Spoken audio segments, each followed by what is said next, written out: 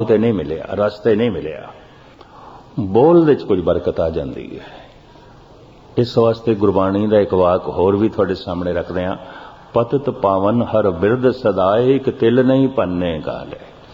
इस वास्ते बहुत अभ्यासी मनुख, बहुत अभ्यास करने वाला अपनी जबान नूं संभाल के ही बोले, ऐसा ना कि बोल दे तो अगले न हो जाए। ये भी मैं अर्ज करते हैं, मैं देखे अनगैली च कुछ बोल देंदे न हो जाता है। 7 साल की उम्र ते गालबन 50 साल के प्यो नूं कहंदा की तोता रटन लाया। कहंदे ने प्यो ने शराब दिता, तू मैनू इस तरह कहना, तेरे शरीर दे बल पै जाणगे। तो इतना आकड़ के खड़ा है मेरे सामने। एक गाथा है, पुराणक प्रसंग है। बाद विच प्यो नूं पछतावा भी होया और अष्टावक्र ने आख्या भी, बापू ठीक है शरीर दे बल पैणगे, मेरा मन परमात्मा ने सीधा रखे और सीधा ही है।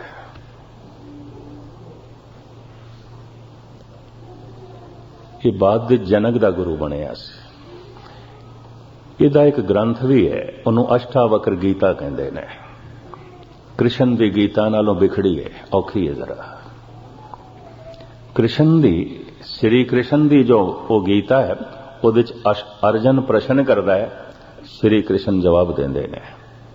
अष्टावक्र दी गीता दे जनक प्रश्न करता है और अष्टावक्र जवाब देंदा है। पता सियाणे की कहंदे ने, अर्जन दे नालों जनक बहुत सियाणा सी। इस वास्ते जनक दे प्रश्न मामूली नहीं ने। मनुख छोटा है, किस तरह पहचानोगे? उहदे सवाल छोटे छोटे होणगे, बिल्कुल मामूली पद्धर दे। इस तो ही दिसदा पिया मनुख मामूली है, कुछ भी नहीं है। इहदे प्रश्न छोटे छोटे ने। महान मनुख दा प्रश्न महान होवेगा। एक अरबी दी कहावत है, जिहदे दुश्मन छोटे ने, यह मनुख कोई महान नहीं हो सकता। अरबी कहावत है, जिहदी दुश्मनी मामूली मामूली ने, मनुख कोई महान नहीं हो सकता, एवं मामूली है। जिहदे प्रश्न ही छोटे मोटे ने, मनुख छोटा मोटा है। अर्जन दे प्रश्न पहले ते बहुत छोटे छोटे ने, कृष्ण जवाब देंदे पे ने, समझाते पे ने। लेकिन पहाड़ां जैसे उच्चे प्रश्न रखे ने जनक ने अष्टावक्र दे अगों, और अष्टावक्र ने हल कीते ने। खुशकिस्मती है, अज इन्हां ग्रंथां दे हिंदी अनुवाद मिलते हैं, इंग्लिश दे भी मिलते हैं, और पढ़ के हैरानगी आउंदी। इस तरह के कोई सवाल करता है, इन्ने उच्चे उच्चे, और फिर इतने उच्चे उच्चे जवाब दिते जाते हैं। साहिब ते कह रहे हैं, एक चित जै एक छिन दे आयो, काल फास के बीच न आयो। एक छिन दे अष्टावक्र दा पिता नहीं सी, प्यो नूं भी कह दिता सी की तोता रटन लाया है। रोज रोज सारे परिवार नूं औखा करना, सारिਆਂ दी नींद हराम करनी, तोता रटन लाया है। अष्टावक्र,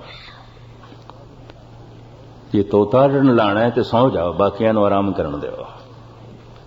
ये अष्टावक्र ने बोल आखे हिम्मत करके, ये तो तोता रटन है, इहदे नाल की होना है? कुछ भी नहीं होना। एक चित जाए एक छिन दे आयो, गुरु गोबिंद सिंह जी महाराज कहते हैं, एक छिन, एक सैकंड। एक सैकंड विच इक्को ही दफा मनुख वाहिगुरू कह सकता है, कि एक दफा दा वाहिगुरू आख्या होया करोड़ां पाप धो देंदा है, करोड़ां दुख मिटा देंदा है। करोड़ दफा दा वाहिगुरू आख्या होया एक पाप भी नहीं मिटांदा। ये भी मैं अर्ज करा, सारी सारी रात लोग वाहिगुरू वाहिगुरू करते रहते हैं, सारी जिंदगी पाठ पढ़ते रहते हैं, पाप तो एक भी नहीं धुलदा। एक दफा वाहिगुरू आखदे सारे पाप धुल जाते हैं, सारे दुख भी मिट जाते हैं। मैं अर्ज करा, इतनी मैनू समझ आई है, एक सैकंड दे चाणा बहुत औखा है, कठिन है। इतनी समझ आई है, कठिन है, क्योंकि दुख मेरे को भी मौजूद ने, रोग मेरे को भी मौजूद ने, परेशान मैं भी, पर इतनी समझ मैनू आ गई है। एक सैकंड दे आए बिना दुख नहीं मिटते, पाप नहीं मिटते, कलेश नहीं मिटते। ये धार्मिक समझ है। इसे नूं अष्टावक्र ने कह दिता सी अपने बुढ़े प्यो नूं, ये की तोता रटन लाया है। भावें प्यो औखा हो गया, उन्हें श्राप भी दिता। तुसी आखोगे श्राप लग्या क्यों? चलो इसकी जबान हजारां दफा ओम ओम दा जप करती होगी, कुछ ना कुछ तो जबान च बरकत आई होगी। टिकाऊ तो नहीं मिलिया, रास्ते नहीं मिलिया, बोल दे कुछ बरकत आ जाती है। इस वास्ते गुरबाणी का एक वाक होर भी थोड़े सामने रखते हैं, पतत पावन हर बिरद सदाए, एक तिल नहीं पन्ने गाले। इस वास्ते बहुत अभ्यासी मनुख, बहुत अभ्यास करने वाला अपनी जबान नूं संभाल के ही बोले, ऐसा ना कि बोल दे तो अगले न हो जाए। ये भी मैं अर्ज करते हैं, मैं देखे अनगैली च कुछ बोल देंदे न हो जाता है। बाद अष्टावक्र दा पिता भी पछतांदा रहे, अपने पुत्र बारे में की कह बैठा। ये बाद जनक दा गुरु बने। जनक दे प्रश्न बड़े उच्चे, इस वास्ते अष्टावक्र दी गीता नूं सियाणे मनुख कहंदे ने जवाब बड़े उच्चे ने। बड़ी उच्ची समझ है इस ऋषि की, क्योंकि अगों प्रश्न करने वाला महान है। अष्टावक्र खुद कहता है, छोटे मनुख की पहचान की होगी, समस्यावां छोटियां होणगियां, सवाल छोटे छोटे होणगे, कुछ भी नहीं है। महान मनुख की पहचान की उहदी समस्या महान होगी, उहदे प्रश्न महान होणगे। धार्मिक जगत दे विच विचरदे आ कदी कदाई किसी महान मनुख के दर्शन होंदे ने जिहदा प्रश्न महान होंदा है, नहीं तो बच्चियां वाले प्रश्न होंदे ने लोकां दे, कुछ भी नहीं है, कुछ भी नहीं है। ये भी मैं अर्ज करते हैं, हैरानगी आउंदी है। नाबालग भावें 50 साल दे, 60 साल दे, 70 साल दे हो गए, धार्मिक तौर पर तो नाबालग ने, प्रौढ़ नहीं है, अडल्ट नहीं है, नाबालग ने। बालग हो गए ने तो फिर प्रश्न तो कुछ महान होना चाहिए, उच्चा होना चाहिए। तो खैर लमकाइए ना। साहब कहते ने सुनिए मनीए मन कीता भाव। सुनना ते सुने उन्होंने मन का हिस्सा बनाना, भाव सुने होया मन दे जावे। मनन जबान जो बोली है, मन ते रसना एक हो जाए। जबान बोले ते मन सुने, फिर एक जगत का जन्म आउंदा है। ये सुनना ते मनना कर देंदा है कि भाव, एक प्यार दी दुनिया, विचार खत्म हो जाते हैं, निर्विचार अवस्था। एक रब्बी प्रेम दी दुनिया, भावना दी दुनिया, शरदा दी दुनिया। तो मैं एक दफा फिर दोहरा दें, भरोसे टुट सकते हैं। किसी की गल सुन के गुरु ते भरोसा आया, टुट सकता है। कथा कीर्तन सुन के भरोसा आ गया है, टुट सकता है। शरदा आ गई है, शरदा तो उदों बनती है जब सुनिया होया मन का हिस्सा बन जाए। जबान ते मन एक हो जान तो फिर जो खेड बनती है वह शरदा है, वो भावना है। अंतरगत तीरथ मन लाओ, ये शरदा अंतरीव तीरथ है, ये भावना अंतरीव तीरथ है, सारे पाप धो देगी। साध संगत बिन भाव नहीं उपजे, भाव बिन भगत ना होए तेरी। रविदास, भाव तो बिना भक्ति कर दी। जिस दिन भावना का जन्म होता है उसे दिन ही भगत का जन्म होता है। भावना दे नाल ही भगत पैदा होता है। जिस दिन बच्चे का जन्म होता है उसे दिन ही मां का जन्म होता है। उस तो पहले एक स्त्री है, मां नहीं है। बच्चे का जन्म होया, हुण मां का भी जन्म होया है। भावना का जन्म होया, हुण भगत का जन्म होया है। इस तो पहले भगत नहीं सी, भावना ही नहीं तो भगत केड़ी गल दा। बच्चे का जन्म ही नहीं होया, स्त्री है, मां नहीं है। बच्चे का जन्म होया है तो हुण दोवां का जन्म होया, मां का भी जन्म होया। भावना का जन्म हो गया, हुण भगत का जन्म हो गया। साध संगत बिन भाव नहीं उपजे, भाव बिन भगत ना होए तेरी। सुनिए मानिए मन कीता भाव, अंतरगत तीरथ मल लाओ। यही अंतरीव तीरथ है और एदे ची सारी मैल धुल जाती है। यही सच्चा इशनान है, यही असली तीर्थ है। हाँ जी, सब गुण तेरे मैं नाही कोय। इस तरह के इशनान तो बाद मनुख की जोली रब्बी गुणा नाल भर जाती है, लेकिन निर्माणता हंकार वासना ते मिट गई। इत्थे मनुख कहता है, हे प्रभु ये गुण सारे ही तेरे ने, मेरे नहीं ने। भावें मेरे घर चानना है, पर चानना ते सूरज दा मेरा थोड़ी है। हे प्रभु मेरे हिरदे च गुण आ गए ने, दया आ गई है, समदृष्टि आ गई है, निर्वैरता आ गई है, निर्भयता आ गई है, आनंद आ गया, महारस आ गया। ये सब गुण तेरे ने, मेरे नहीं ने। लेकिन एक समझ भी आ गई, बिना गुणा तो कोई भगत भी नहीं है। बिन गुण कीते भगत ना होए, कि जिन्ने चिर तक गुण नहीं, भगत भगत नहीं है। इन्हां गुणा करके ही भगत है, पर गुण प्रभु सारे ही तेरे ने। ठीक है, मेरे घर दे चानना है ते मैं इस चानने चो लाभ उठा रहा, पर चानना ते सूरज दा। सूरज अपना चानना मनदा है किरणा दे राहें, परमात्मा दा प्रकाश हिरदे च पहुंचदा है गुणा दे राहें। जितने ज्यादा गुण हो गए रब दा उतना ही चानना हो गया, उतना ही प्रकाश हो गया। सब गुण तेरे मैं ना ही कोय, विण गुण कीते भगत ना होया। हाँ जी, स्वास्थात बाणी ब्रह्माओ। जो कल्याणकारनी सुखां दे देण वाली, आनंद दे देण वाली पार ब्रह्म दी बाणी है, वो वास्तविक बाणी की है। हाँ जी, सत सुहान सदा मन चाओ। सत है, अति सुंदर है और आनंद स्वरूप है। वो जो परमात्मा दी बाणी है, वो जो पार ब्रह्म दी बाणी है, वो जो कल्याणकारनी बाणी है, आनंदमयी है। और सदी भी ये नहीं बोल अज ने ठाकर हमरा सद बोल अंता। परमात्मा दा बोल कदी खत्म नहीं होता, सिर्फ सुनने वाला हिरदा चाहिए घट घट वादे नाल। ये जो बोल पार ब्रह्म दे ने, ते सानू किस तरह पता चले ये बोल पार ब्रह्म दे ने? जैसे गुरु नानक देव जी महाराज कहते ने बोल मेरे नहीं ने, तो जैसे में आवे खसम की वाणी तैसरा करी ज्ञान वेला लो। जेड़े बोल मनुख दे दिमाग चों निकलते ने, जबान चों निकलते हैं, पुराने हो जाते हैं, कवितावां पुरानियां हो जांदियां। पर जेड़े खसम दे बोल ने, अगर कोई ध्यान नाल जपेगा रोज नवे अर्थ खुलणगे। हर पाठ तो बाद नवा अर्थ खुलेगा, एक अर्थ ही नहीं। साहिब मेरा नीत नवा, सदा नवा, क्योंकि खसम दा बोल है, पुराना नहीं होता। और खसम दे बोल उदों मन सुनदा है, कदों? जद मन बिल्कुल चुप कर जाता है। और साधना करने वाले कुछ मनुख समझ लेंदे ने ये बोल इस मनुख दे नहीं ने। कहते हैं पृथ्वी चंद ने भी कोई रचना रची सी ते गुरु रामदास जी को ले गए,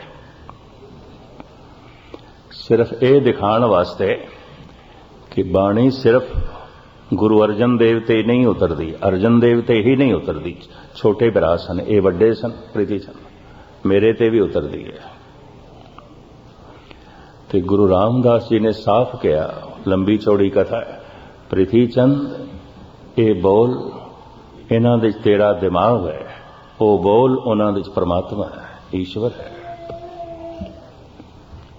ये बोल पुराने हो जाएंगे, वो सदा नवे बने रहणगे। समझ कहते ने पहली मुसलमान एक स्त्री हुई खदीजा, हजरत मोहम्मद साहब दी पत्नी। जिस दिन पहली समाधि गुफा विच लगी ते घर विच आए, कंबड़ी छिड़ी हुई सी। वो अनुभव इतना महान होंदा है, वो रस इतना महान होंदा है, ते जिंदगी च मनुख दे पहली दफा ही उतरदा है। हैरानगी होंदी है, बिस्मादमई होंदा है। घर आके कंठ तो जिहड़े बोल निकले, यही कुरान दी आयतां ने। ते खदीजा कहंदी है, हजरत ये बोल थोड़े नहीं ने, इस तरह मैं नहीं सुने कदी। ये बोल थोड़े नहीं हो सकते, ये बोल खुदाई ने। तो मोहम्मद साहब कहने वाकई तू ठीक पकड़ की थी, मैं तो चुप कर गया, मैं तो बिल्कुल खामोश हो गया, पता नहीं खुदा की बोलता है। हों आपों बोल न जानदा हो कहा सब हुक्म आओ जियो। गुरु नानक देव जी कहते इस तरह का बोलना, इस तरह का कहना तो मैं जानता ही नहीं, मैनू पता ही नहीं, पता नहीं खसम की बोले, पता नहीं परमात्मा की बोले। ये बोल कतई पुराने नहीं होंगे, सदा नवे बने रहंदे ने, सदा गहराई बनी रहंदी है अगर कोई इन्हां नूं जपे। जप मन मेरे गोविंद की बाणी, साधु जन राम रसन बखाणी। इस तरह की जिहड़ी बाणी है, सत सुहान सदा मन चाओ, सदीवी है, अमर है और अत्यंत सुंदर है और आनंद स्वरूप है। सदीवी खेड़ा है उसदे च, सदीवी रस है। हाँ जी। कमन सवेला वक्त कमन, कमन थित कमन वार। इत्थे सतगुरुदेव जी महाराज ख्याल की धारा नूं बदल रहे हैं कि अगर ऐसी अवस्था भी किसी दी बन गई है, बूंद सागर दे च भी लीन हो गई है, सतचित आनंद भी कोई हो गया है, पर इसका यह मतलब नहीं है कि हुण परमात्मा दी वो पूरी महिमा बखान कर सकता है और उसकी सारी होंद का जिक्र कर सकता है। साहिब कहते ने अगर किसी ग्रंथां च इस तरह के लेख हैं, इस तरह का लिखिया होया कोई लेख मिलता है, उसके अपने दिमागी होणगे, वो अनुभव प्रकाश नहीं है। साहिब जो कुछ इत्थे कह रहे हैं पढ़ना। हाँ जी। कमन सवेला वक्त कमन, कमन थित कमन वार। दिन केड़ा सी, रात केड़ी सी, समा केड़ा सी, महीना केड़ा सी, केड़ी थित सी, केड़ी रुत सी। हाँ जी। कमन से रुति माहो कमन, जित हो आया का। महीना केड़ा सी, रुत केड़ी सी, जदों ये आकार होया है। क्योंकि संसार होया है, इहदे उत्ते बड़ियां विचारां ने, बड़ा कुछ है। तो समा कोई किवें लिखेगा? समा तो है ही नहीं सी, सूरज तो है ही नहीं सी, ते सूरज दे नाल समा है, ते जद सूरज ही नहीं सी तो कोई समा लिखेगा गलत लिख देगा, अंदाजे लाएगा गलत लाएगा।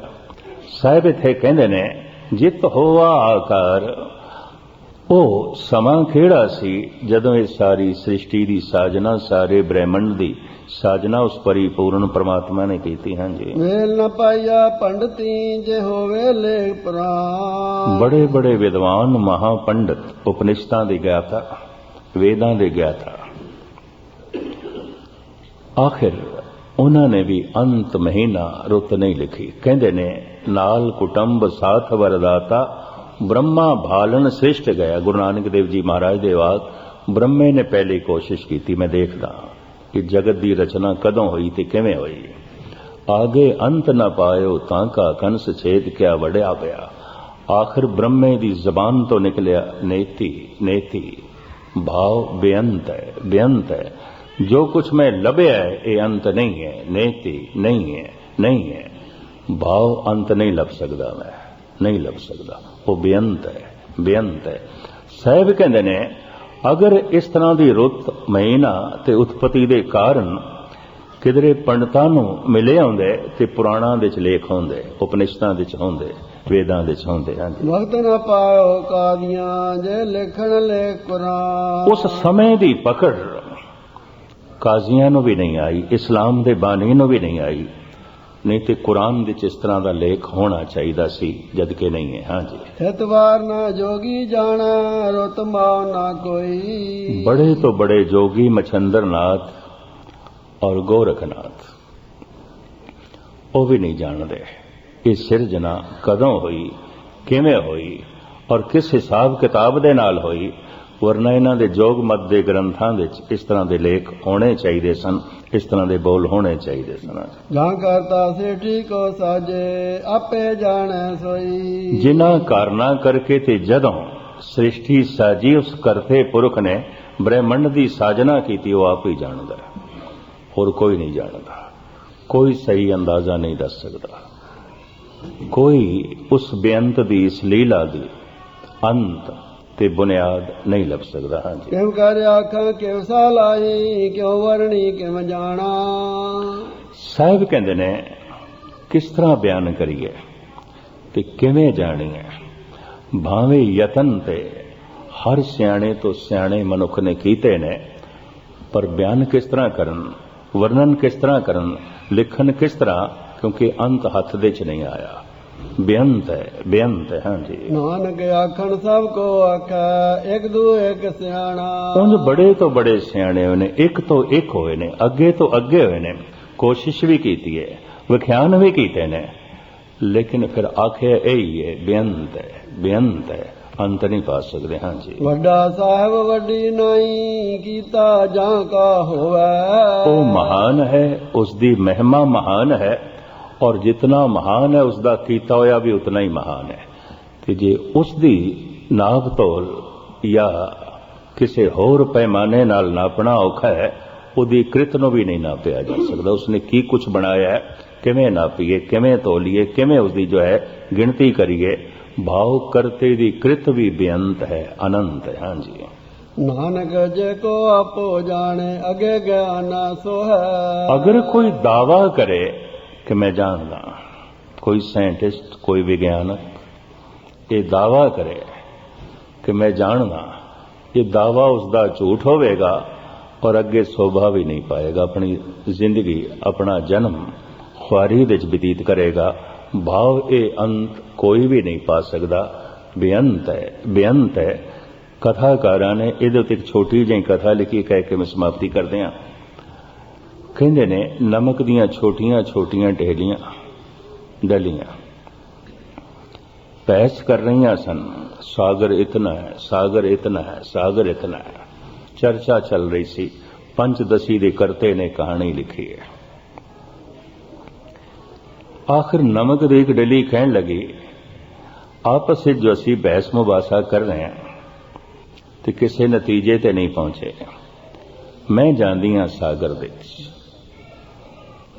ਤੇ ਮੈਂ ਵਾਪਸ ਆ ਕੇ ਦੱਸਾਂਗੀ ਸਾਗਰ ਕਿੰਨਾ ਕੁ ਹੈ।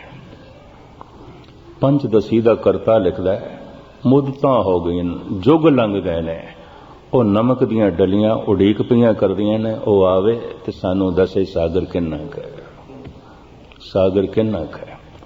ਜਿਹੜਾ ਵੀ ਉਸ ਦਾ ਅੰਤ ਪਾਣ ਗਿਆ, ਬੇਅੰਤ ਦੇ ਚ ਲੀਨ ਹੋ ਗਿਆ, ਅੰਤ ਕਹਿਣ ਜੋਗਾ ਨਹੀਂ ਰਿਹਾ, ਬਿਸਮਾਦ ਹੋ ਗਿਆ। और उसने साफ कह देता, कहो कबीर गूंगे गुड़ खाया, पूछे तो क्या कहिए, बिसम बिसम बिस्मे ही भइए, लाल गुलाल रंगारे, कहो नानक संतन रस आई है, ज्यों चाक गूंगा मुस्कारे। तो साहब इत्थे कहंदे ने भावना जिथे अंकित हो गई, भगत प्रभु विच लीन हो गया, लेकिन अंत वो भी नहीं पा सकेगा, पूरा बयान वो भी नहीं कर सकेगा। आनंद माणेगा, रस माणेगा, जन्म मरण तो रहत हो गया, लेकिन आखे हुण मैं गिणती मिणती करके सारा पसारा बयान करा। साहब कहंदे नहीं तो अज तक भगतां ने सारा पसारा बयान कीता हुंदा, किसी धर्म ग्रंथ दे च नहीं है। इस तरह की गिणती मिणती किसी धर्म ग्रंथ दे च नहीं है। इस तरह की गिणती मिणती किसी अवतार ने बयान नहीं की, किसी भगत ने बयान नहीं की। तो ये पौड़ी इत्थे समाप्त होंदी है। अद की मैं बहुत पौड़ियां दी विचार नहीं कर सकिया। इस पौड़ी ने काफ़ी दिन मैनू रोकी रखे, तो लफ्ज़ मैं फिर दोहरांदा पिया। जो मनुख काल विच जी रहा है, जमदा रहेगा, मरदा रहेगा, पुन भी करता रहेगा, तो जितने पुन करेगा उतने ही नाल पाप करता रहेगा। सच भी बोलता रहेगा, झूठ भी बोलता रहेगा, सत्संग भी करता रहेगा, कुसंगत भी करता रहेगा, दान भी देता रहेगा, बेईमानी भी करता रहेगा, सब कुछ चलता रहेगा। जिन्ने चिर तक ये अकाल दे च नहीं आउंदा, ये पुनीत नहीं आउंदा, ये भगत नहीं बनता। ते काल तो अकाल दे च आउण दा द्वार है वर्तमान, समय का एक छोटा भाग। और जेड़ा इत्थे आ जाए फिर उम्मीद है ये हुण उत्थे पहुंच सकता है जिथे समा नहीं है, जिहदे च वक्त नहीं है। छोटी छोटी घटनावां कदी घटदियां ने जिंदगी। कोई संगीत दी धुन सुनदियां सुनदियां घंटा इंज लंघ गया जिवें एक मिनट। कोई कविता, कोई रस विच ऐसे डुबे दिन इस तरह लंघ गया जिवें 5 मिनट। जिस समा छोटा हो सकता है, समा मिट सकता है। जे काल छोटा हो सकता है, काल खत्म हो सकता है। और जिथे काल नहीं, उस महा आनंद दे समा नहीं है, काल नहीं है। इस वास्ते उन्होंने कहा अकाल। काल ते जाल है, समा ते जाल है, और समा ते बोझ है। काल जाल जम जो न सके सच का फंथा थाटे हो। जितने चिर तक मनुख काल दे च जमदा रहेगा, मरदा रहेगा, सिलसिला चलता रहेगा, ये चलता रहेगा। बुनियादी नुकता दास ने आप जी के सामने बयान करके रख दिता है, और ये भी ठीक कठिन है, औखा है। ये कथा कर लेनी कोई इतनी औखी नहीं, तो सुन लेनी भी औखी नहीं।